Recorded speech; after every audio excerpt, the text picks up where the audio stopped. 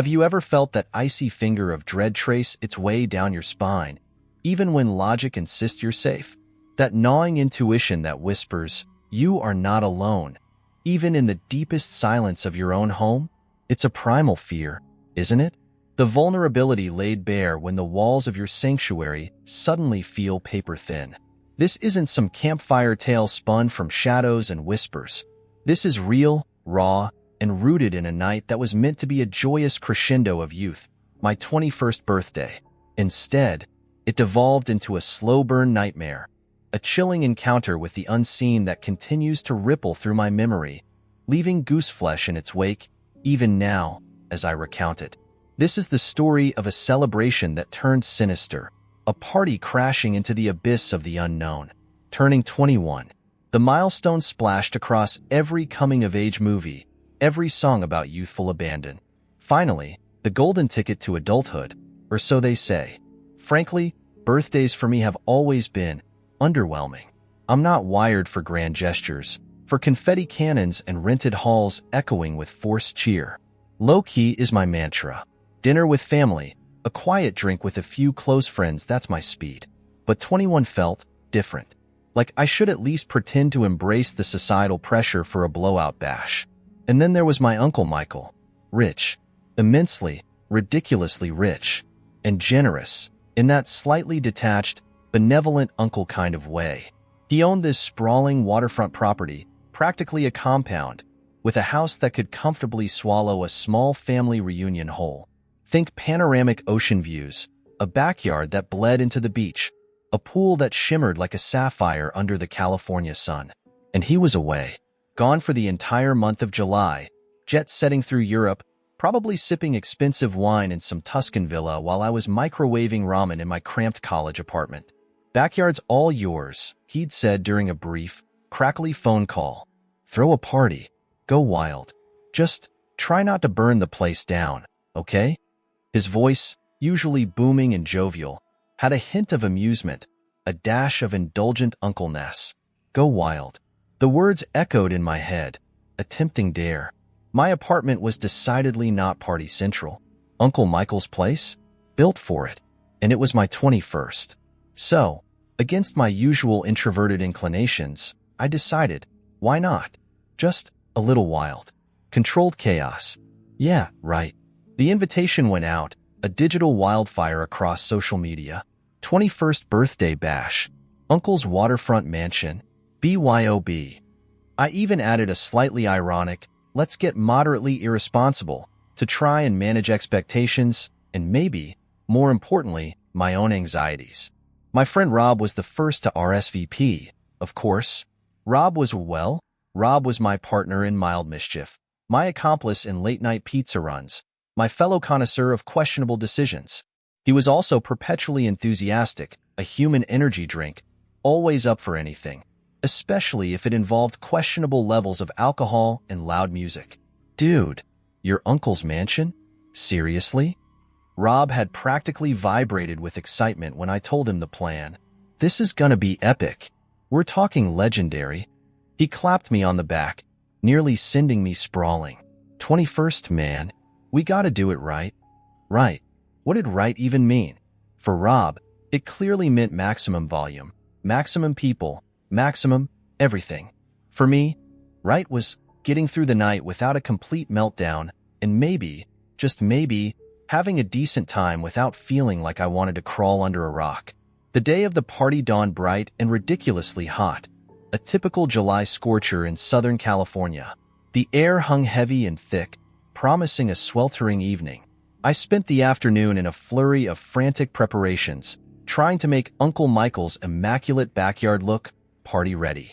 String lights were wrestled into submission, coolers were dragged out and filled with ice, tables were haphazardly arranged, and the outdoor speakers, blessedly user-friendly, were tested and retested, blasting out a carefully curated mix of upbeat tracks. By 7 p.m., an hour before the official start time, I was already sweating, stressed, and starting to question the wisdom of this entire endeavor. Peeking through the living room window, surveying the pristine backyard morphing into a potential party zone, I felt a knot of anxiety tightening in my stomach. What had I done? This was going to be a disaster. I should have just stuck with dinner and a movie. Then, the first guests started arriving, trickling in at first, then a steady stream, then a flood. My core group of friends, as expected. Excited shouts, boisterous greetings, clinking beer bottles. The initial wave was manageable, even fun.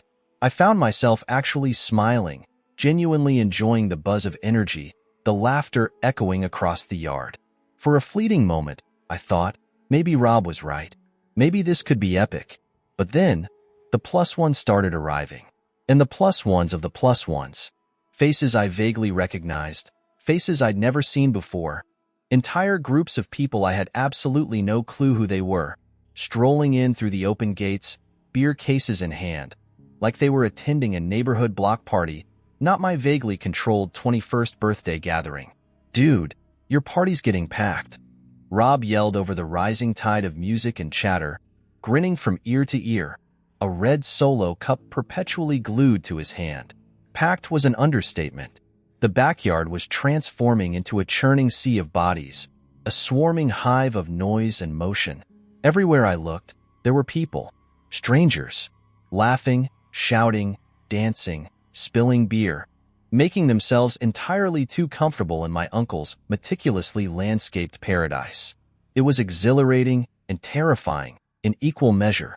My carefully curated playlist was drowned out by competing conversations, the rhythmic thump of the bass barely audible over the general din.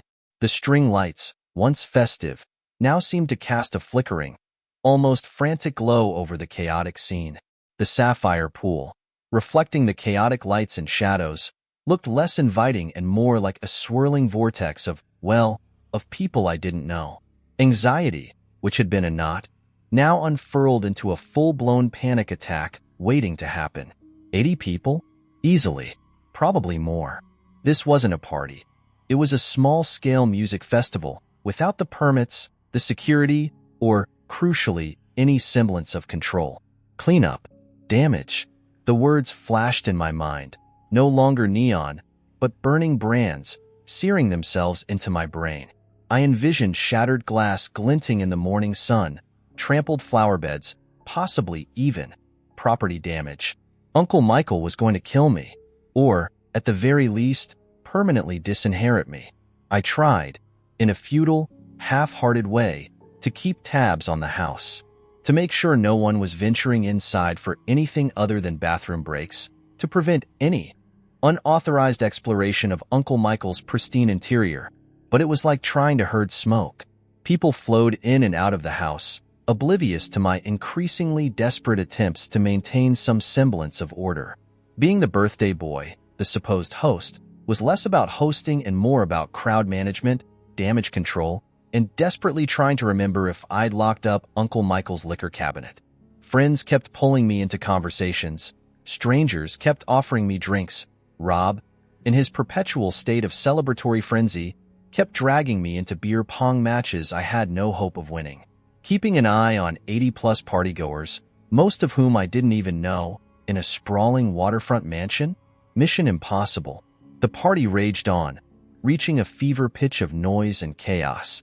It was a blur of faces, laughter, music, spilled drinks, and rising panic. Then, around midnight, salvation arrived in the form of flashing red and blue lights. Police cruisers, pulling up to the curb, their arrival heralding the end of the beautiful, terrifying madness. Multiple noise complaints, apparently. The neighbors, bless their souls, had had enough. I couldn't blame them. The music was probably audible in the next zip code. The police officers, two of them, young, weary-looking, approached with an air of practiced patience. "Party's over, folks," one of them announced, his voice cutting through the din, surprisingly effective. "Time to shut it down. Everyone needs to leave. Now."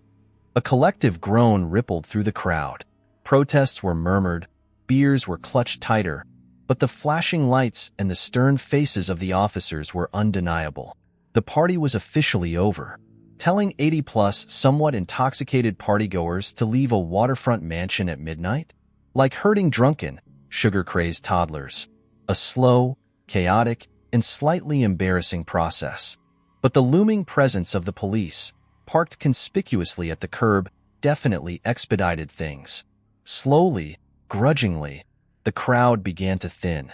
Groups peeled off, stumbling towards rides, staggering down the street on foot, the music fading, the laughter subsiding, the vibrant chaos slowly draining away, leaving behind an unsettling quiet and a backyard that resembled a minor disaster zone. Finally, after what felt like an eternity, the exodus was complete. The backyard, eerily silent now, was littered with empty beer cans, crumpled Solo cups, discarded napkins, and the ghosts of 100 conversations. Just a handful of my closest friends remained, maybe 10 of us, lingering by the pool, the string lights now casting a lonely, almost melancholic glow over the debris field. Even that smaller group began to dwindle as people peeled off, mumbled goodbyes, and disappeared into the night, until it was just me and Rob. Predictably, Rob was incapacitated, leaning precariously against a patio chair, eyes glazed over, mumbling incoherently, a prime example of blackout drunk. "Dude, party was epic," Rob slurred, his words running together, his head lolling sideways. "Totally legendary." He grinned, a wide, unfocused, entirely unsober grin. "Yeah, legendary," I echoed, a dry, humorless chuckle escaping my lips.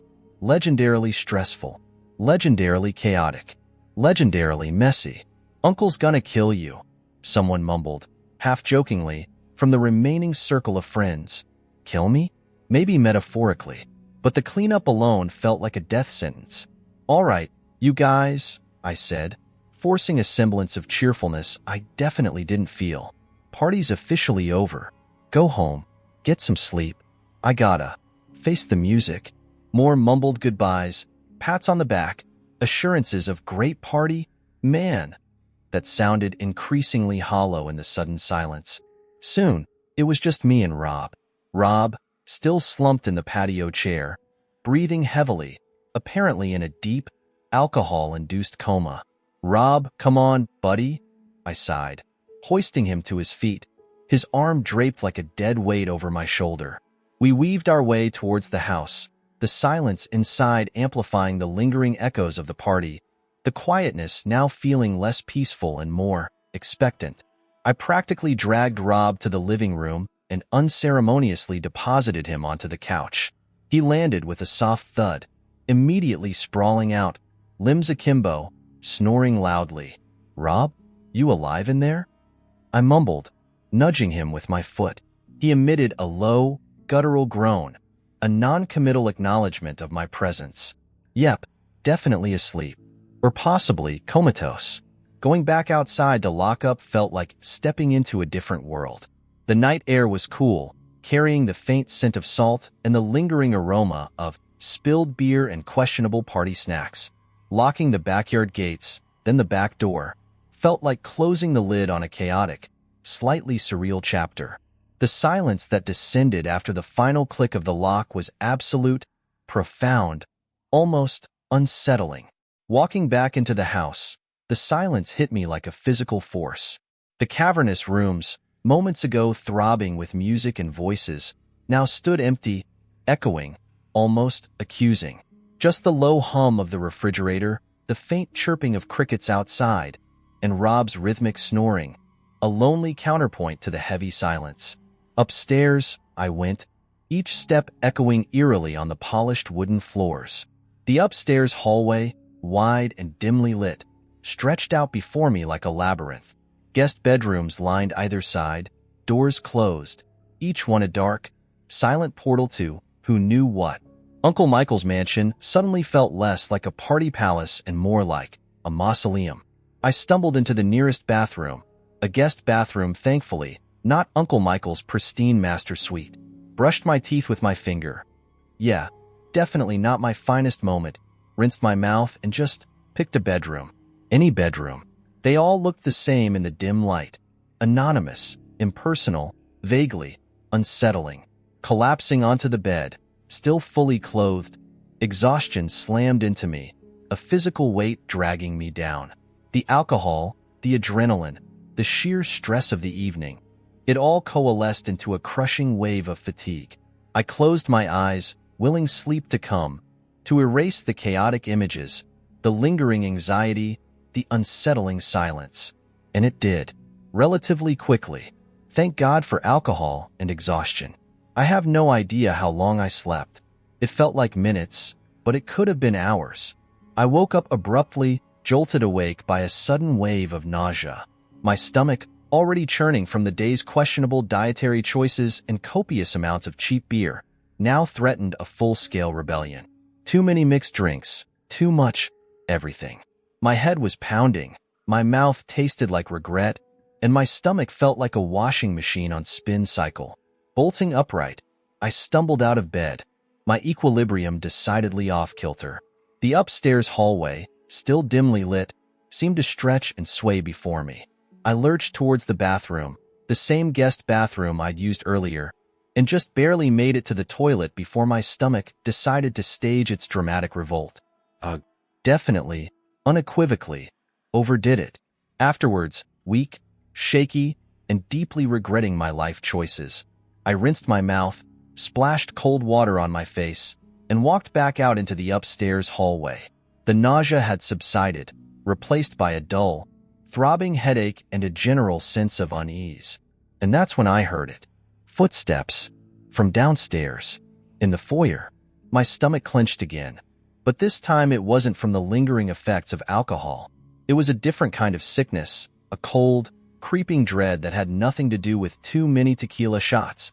I froze, listening, my breath hitched in my throat. Footsteps. Distinct, deliberate, echoing faintly in the cavernous foyer below. Not Rob. Rob was still downstairs, passed out on the couch, his snoring a rhythmic, rumbling counterpoint to the unsettling silence of the rest of the house. These footsteps were different, quieter, more purposeful. Slowly, cautiously, heart-pounding, I walked towards the railing of the upstairs balcony, peering down into the darkness of the foyer below. "Rob?" I called out, my voice raspy, still thick with sleep and the lingering taste of vomit. The footsteps stopped, just stopped. The silence that followed was thick, heavy, oppressive, broken only by the faint, distant sound of Rob's snoring from the living room. I strained my eyes, trying to penetrate the gloom of the foyer. It was dark down there, pitch black in the corners, shadows clinging to the walls like restless spirits. Barely any moonlight filtered through the high windows, just pools of deeper darkness and indistinct shapes. And then, I saw it. A figure, standing motionless in the shadows near the front door. Just a vague silhouette, a darker shape against the slightly less dark backdrop of the entryway. No details, no discernible features. Just a human shape, standing perfectly still. But the stillness, the silence, the abrupt cessation of movement when I called out, it sent a shard of ice straight through my veins. I felt like they were looking up at me. Even though I couldn't see their face, I could feel their unseen gaze, cold and unsettling, fixed on me from the darkness below. Then, just as I stood frozen, paralyzed by a fear I couldn't quite name, I heard another sound. From the living room, downstairs. The unmistakable sound of snoring. Rob, still deeply, obliviously asleep on the couch. The horrifying realization slammed into me, cold and brutal. The figure in the foyer wasn't Rob.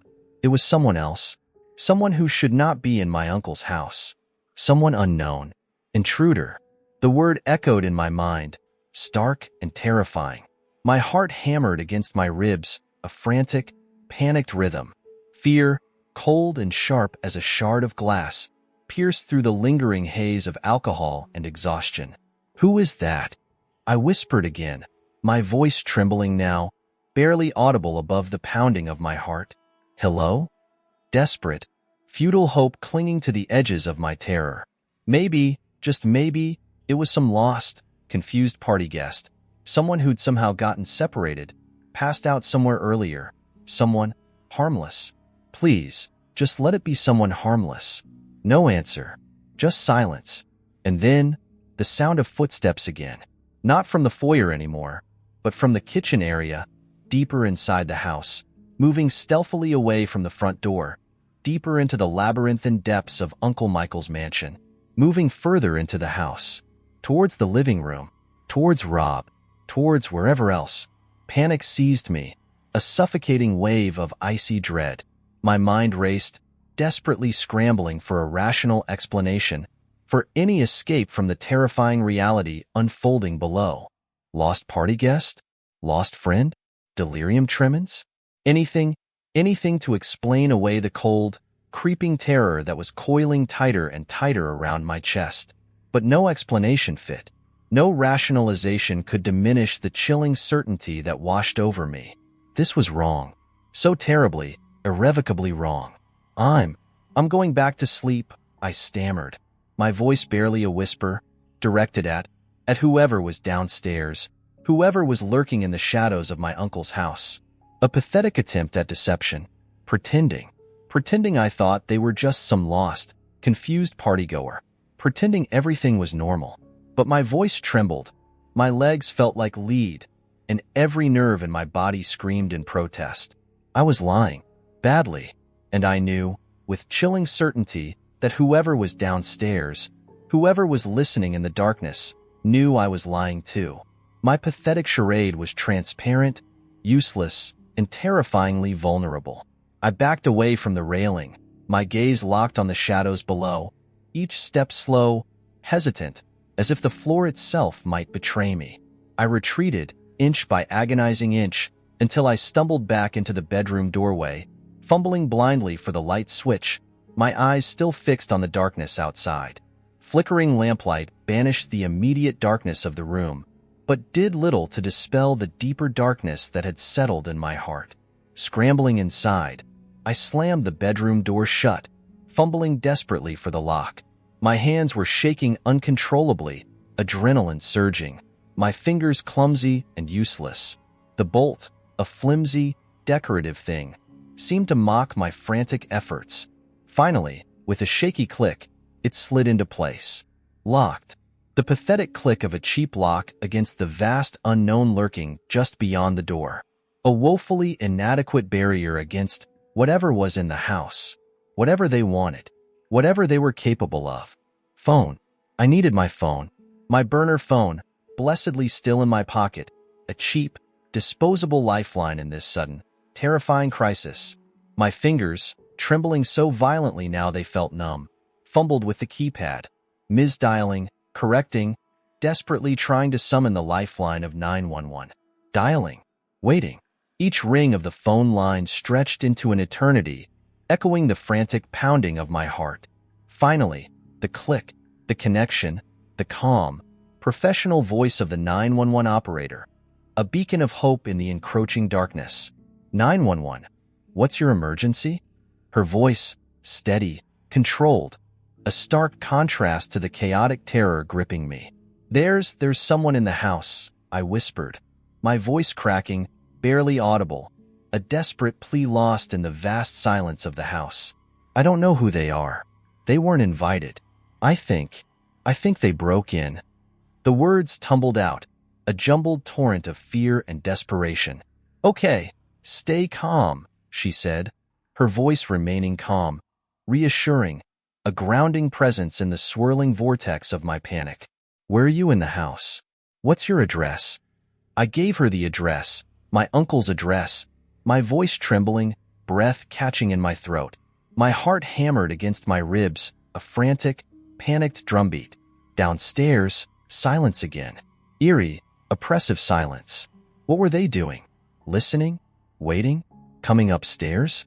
The silence felt pregnant with menace, heavy with unseen threats. Just as I finished reciting the address, the doorknob to the bedroom door twisted. Slowly, deliberately, ominously. Click, click, click. The sound, amplified by the silence, echoed in the small room like the tumblers of a safe cracking open, releasing something terrible. My breath hitched, trapped in my lungs. Then, a light knock on the door. Tap, tap, tap. 3 soft, almost polite knocks. A chillingly civilized sound, utterly incongruous with the raw terror gripping me. But there was nothing polite about the cold, creeping dread that washed over me, paralyzing me with fear. There at the door, I whispered to the operator, my voice barely a squeak, a desperate plea for guidance. They're knocking. Should I say I'm on the phone with the police? Panic choked my voice, leaving it thin and reedy, barely a vibration in the air. A pause on the other end of the line, a brief but agonizing silence that stretched into an eternity. Then, the operator's voice, still calm, but with a subtle shift, a barely perceptible change in tone, a hint of something else now, something strained, uncertainty, fear. No, she finally said, her voice low, urgent. No, don't announce your presence. Stay quiet. What about my friend? I whispered, my voice laced with raw panic, tears pricking at the corners of my eyes. My friend Rob, he's downstairs, passed out on the couch. They might find him. The thought of Rob, vulnerable, oblivious, completely defenseless, ignited a fresh wave of terror, sharper, more visceral than my own fear. Another pause, longer this time, agonizingly protracted, stretching out into an eternity, as if the operator was actually thinking, weighing options, grappling with the terrifying uncertainty of the situation, the sheer, unpredictable danger. Just wait in the room, she finally said, her voice now tight, almost breathless, strained with a tension that mirrored my own. Until police arrive. If they think your friend is asleep, they probably wouldn't harm him. Probably? The word hung in the air between us, unspoken but heavy, loaded with doubt, with chilling ambiguity, with the unspoken, horrifying possibility of the alternative. Probably. Not definitely. Not certainly. Just probably. The inadequacy of the word, the flimsy reassurance it offered, was almost as terrifying as the situation itself. Even the 911 operator, the trained professional, the calm voice of authority in countless emergencies, didn't really know what to do, didn't know how to advise me, didn't know what was going to happen next. Her words, hesitant and uncertain as they were the only lifeline I had, the only thread of hope in the unraveling nightmare. It was the best option, maybe the only option left. Wait, hide, hope, pray. Okay, I whispered, barely audible, a broken, defeated sound. Okay, I'll wait. What else could I do? I was trapped, helpless, at the mercy of unseen intruders and the slow, grinding wheels of emergency response. The operator told me police were arriving now, sirens hopefully silenced for stealth, that they would attempt to enter through both the front and back doors. She instructed me again to stay locked in the room, to maintain absolute silence, to wait for the unmistakable sound of police identifying themselves. Then, the line went silent, except for the faint, static hiss, the electronic whisper of the connection now severed, leaving me utterly alone, locked in the suffocating darkness of the bedroom, waiting, listening, praying for deliverance. Locked in that unfamiliar room, in the oppressive darkness, time ceased to have any meaning. Each second stretched into an agonizing eternity. Each minute felt like an hour. Each breath a shallow, painful gasp. Every creak of the old house, every rustle of leaves outside the window, every imagined footstep from downstairs, every shadow that danced in the periphery of my vision sent jolts of raw terror through me, each one a fresh wave of icy dread washing over me. The silence in the room was almost worse than any noise, a thick, oppressive blanket that amplified every tiny sound, every racing thought, every agonizingly slow heartbeat. The house itself seemed to be holding its breath, waiting, listening along with me. Were they still downstairs? Still in the foyer? Had they moved on? Were they searching the house, room by room, inch by inch? Were they listening outside my bedroom door, waiting for me to make a sound, to give away my hiding place? Or had they given up, lost interest, moved on to Rob? The thought of Rob, downstairs, vulnerable and alone, ignited another wave of fear, a desperate, protective panic. Had they found him? Were they hurting him? Was he even still alive? The minutes crawled by, agonizingly slow, each one a hammer blow against my frayed nerves. Time warped, stretched and distorted by fear, by adrenaline, by the suffocating weight of the unknown. I strained my ears, listening with every fiber of my being, desperate for any sound, any sign of movement, any clue, however faint, as to what was happening outside the locked bedroom door. Just silence. Heavy, ominous, terrifying silence. Then, finally, a faint sound from downstairs, barely audible at first, a whisper in the oppressive silence. Not footsteps this time, but voices? Muffled, indistinct, but definitely voices. And then, louder, clearer, a man's voice, booming, authoritative, cutting through the silence like a sword through fog. Police, police, identify yourselves. We know you're in there. Relief, so intense, so overwhelming. It almost buckled my knees, threatened to send me crashing to the floor. Tears welled up, hot and stinging, blurring my vision. They were here. The police, the cavalry, my deliverance. It was over, almost over. The nightmare was finally, blessedly, coming to an end. Police are here, I whispered into the phone, my voice trembling with a mixture of relief and lingering fear. I hear them. They're here. Okay, stay where you are, the operator said, her voice now regaining its firm, professional tone, the tension in her voice easing, replaced by authority. Stay in the room, locked door, stay quiet, until you hear them specifically instruct you to come out. Wait for instructions. More sounds from downstairs now, no longer stealthy footsteps, but purposeful movements, the sounds of doors being kicked open with a loud, resounding crash, the sharp, metallic click of handcuffs, the barked commands of police officers, the sound of running. The house, which had been so silent, so menacing, so terrifyingly empty just moments before, was suddenly flooded with noise, with frenetic activity, with the sounds of safety? Maybe. Please, God, let it be safety. Then, a loud, insistent pounding on the bedroom door. Not the soft, tentative taps of the intruders, but sharp, authoritative, official. This was the sound of rescue. Police. Open up. It's the police. Show yourself. I fumbled frantically with the lock, my fingers still clumsy, adrenaline still surging, a tremor of lingering fear running through me, even as relief washed over me in waves. The bolt slid back with a grating click, the flimsy lock surrendering to the forces of law and order.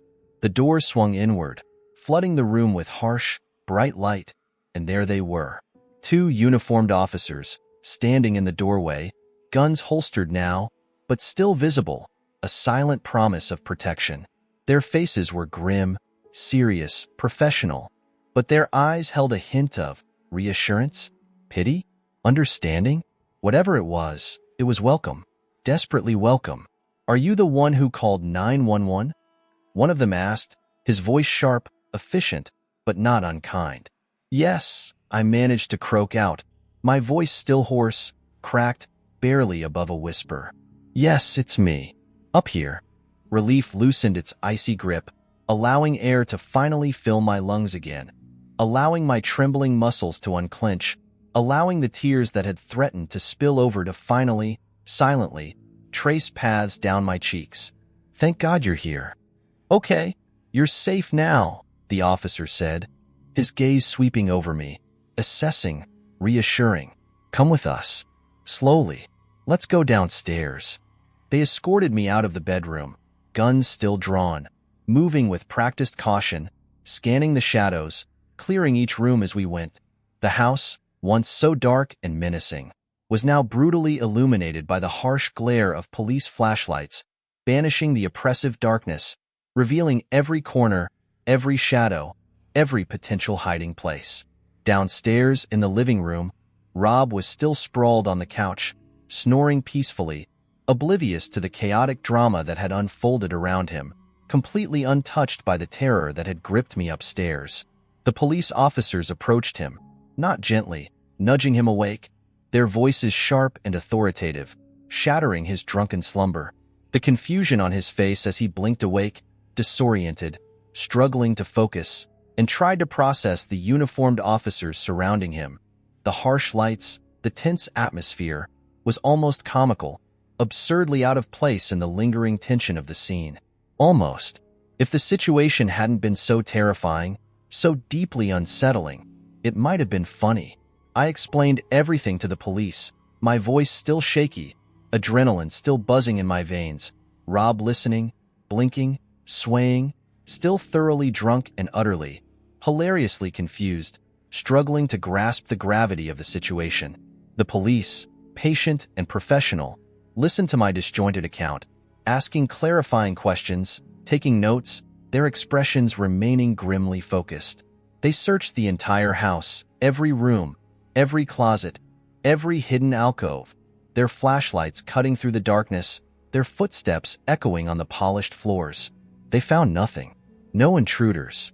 No signs of forced entry beyond the back door they had kicked in. No indication of who they were, why they'd been there, what they'd wanted.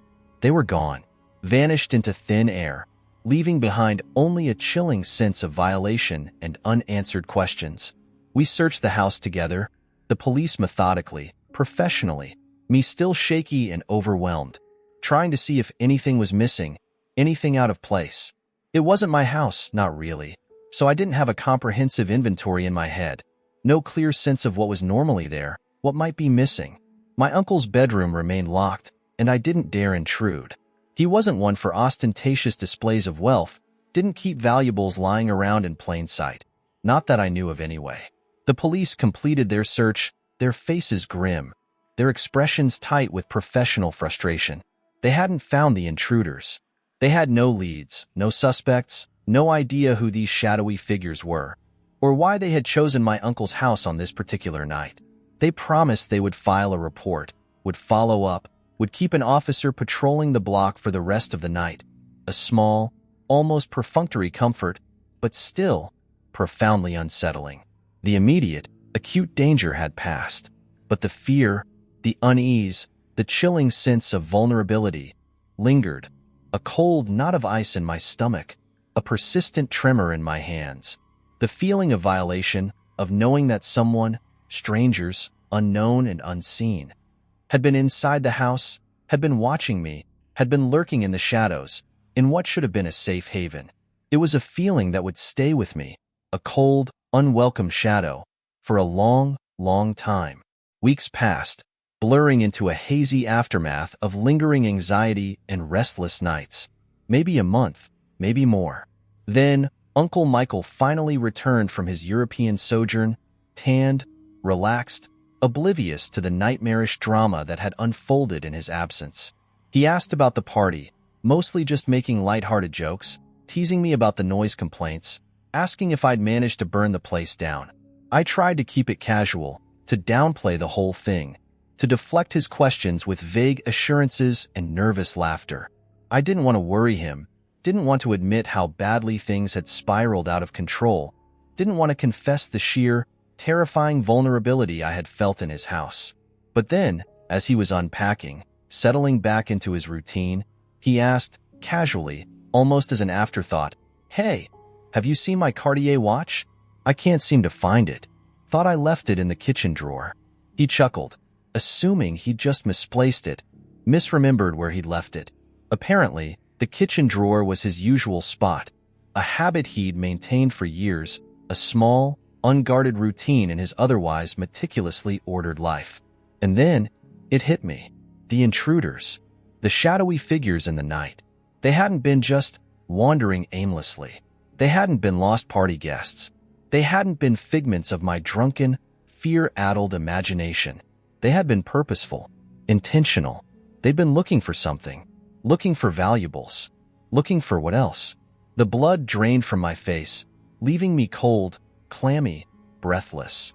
I had to tell him the truth, the whole, unvarnished, terrifying truth, about the party getting wildly out of control, about Rob staying over, about waking up in the middle of the night, about the intruders in the house, about calling 911, about the police search, about the stolen watch. Every detail, every chilling moment, every wave of fear and panic. I told him everything, the words tumbling out in a rush, a torrent of guilt, shame, fear, and lingering unease, the story raw and unfiltered, stripped bare of any attempt at minimization or self-preservation. He listened in silence, his tan fading, his relaxed vacation demeanor crumbling, his face growing grimmer, more ashen, more tightly controlled with each word I spoke. When I finally finished, the silence stretched out between us, thick, heavy, oppressive, mirroring the silence of that terrifying night. He didn't speak, didn't move, just stared at me, his eyes dark, unreadable, filled with a mixture of shock, disbelief, anger, and something else, something deeper, something colder. Then, finally, after an eternity of suffocating silence, he spoke, his voice low, tight with barely suppressed fury, each word clipped, precise, dangerous. He was anything but happy, livid, actually, furious, beyond words. Furious that I'd thrown such a massive, unauthorized party in his home. Furious that strangers, unknown and unwelcome, had broken into his house while I was supposedly in charge. Furious, undeniably, about the stolen watch, a valuable, sentimental piece, carelessly, casually taken by unseen hands in the darkness of his own kitchen. He never explicitly blamed me, never demanded recompense for the stolen Cartier, maybe out of some buried sense of guilt, maybe because he knew, deep down, that I was just a kid, overwhelmed and out of my depth, maybe because he understood, on some level, the sheer terror of that night. But he also never, ever allowed me to throw any kind of event, big or small, at his house again. And honestly, I couldn't blame him. Not one bit. The weight of that night, the stolen watch, the profound and lasting sense of violated safety, the lingering, unanswered questions, the cold, creeping dread. It was a heavy weight to carry, a burden of guilt and fear that settled deep in my soul. And it was a weight that served as a constant, chilling reminder, every time I thought about it, of just how easily, how terrifyingly, things could have gone so much worse. And to this day, years later, I still don't know who those intruders were. They were never caught, never identified, never explained. Just shadowy figures in the darkness, silent footsteps in the night, a lingering sense of violation and unease. Were they just random thieves, opportunistic criminals preying on what they perceived as an easy target, a house with open gates and a yard full of drunken college kids? Or was there something more targeted, more sinister about it? Were they watching the house? Did they know my uncle was away? Were they expecting to find more than just a watch? Were they after something? Or someone else entirely?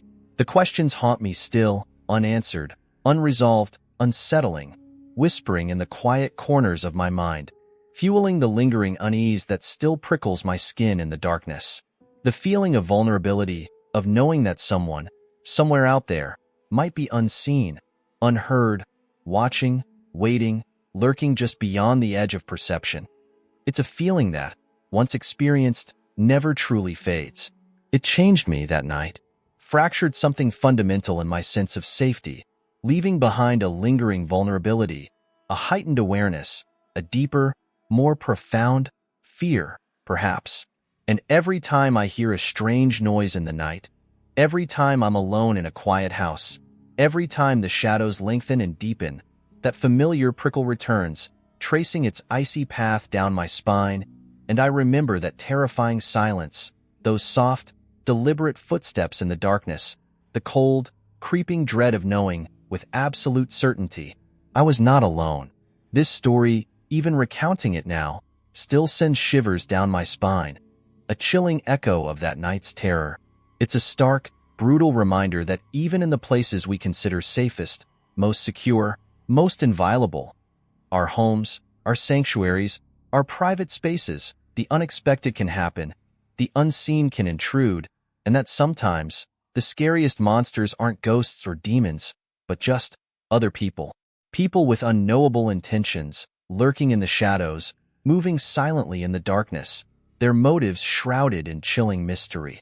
If you felt that rising tension, that chilling dread, if you were holding your breath right along with me, then slam that like button.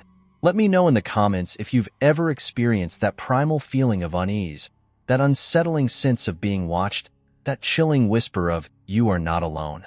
And if you're brave enough to delve deeper into the darkness, If you crave more true stories that will keep you wide awake and staring into the shadows long after the lights go out, then make sure to subscribe and hit that notification bell, because who knows what shadows we'll explore next time? What unseen horrors will we unearth from the depths of the real world? And could there be a part 2 to this story? Maybe. If you want to hear more, if you're curious about the lingering aftermath, the psychological fallout, the persistent fear that clung to me like a shadow long after the police lights faded and the stolen watch remained unfound, then let me know in the comments below. Tell me you want to hear more, and I just might revisit the darkness and delve deeper into the chilling, unanswered questions that still linger from that terrifying night. Are you brave enough to go there with me? Let me know if you dare.